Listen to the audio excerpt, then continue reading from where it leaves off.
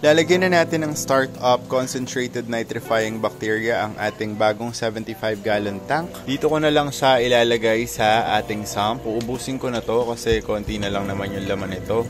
Ayan, para masimot. Simutin natin ang ating startup dahil sayang ang pera. Medyo pricey ang startup, alam nyo naman yan. Now na nakapaglagay na tayo ng startup sa ating 75-gallon tank, maghihintay na lang tayo ng 1 to 2 hours. Tapos pwede na tayo maglagay ng test fish. Ready na yung ating mga test fish na ilagay dito sa ating 75-gallon tank. So ibuboost ko na lang sila dito and tingnan natin kung magsasurvive sila dito sa tank na to. Ayan na ang ating mga test fish. So I think nag-explore lang muna ang ating mga test fish dito sa bago nating 75-gallon tank. Ayan, ito ay mga long fin na danyos. So dalawa yung nilagay ko.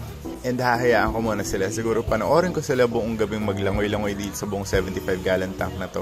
To be honest, sobrang laki nito para sa kanila hanggang dun pa to sa dulo. Ayan o, dalawang maliit na perasong isda lang sila.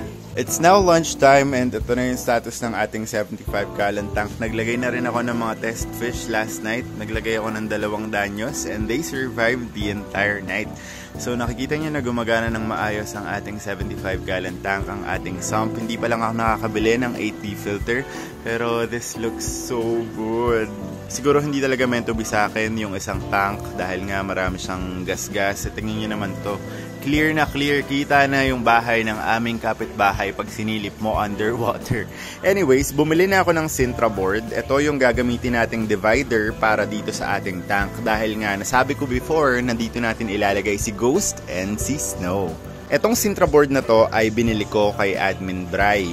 Thank you so much, Bry, para dito. And siya na yung nag-pre-cut ng aking Sintra board. 2 yung kapal nito and dinikit niya na rin para medyo makapal. Lalagyan din natin siya ng mga pangkalang. Nakikita na dyan yung mga pangkalang natin. And gagamitin ko rin yung mga holder na nandun sa ating pump. Now, na-install ko na yung ating Sintra board. So, saktong-sakto lang siya dito sa gitna ng ating 75-gallon tank. So pag side view ganyan siya, so hindi magkakakitaan si Ghost and si Snow. Kapag front view naman is ganito yung itsura niya. So parang linya lang siya dun sa tank pero divider talaga siya dito sa ating 75-gallon tank. Mamaya-maya ay ilalagay na natin si Ghost and Snow.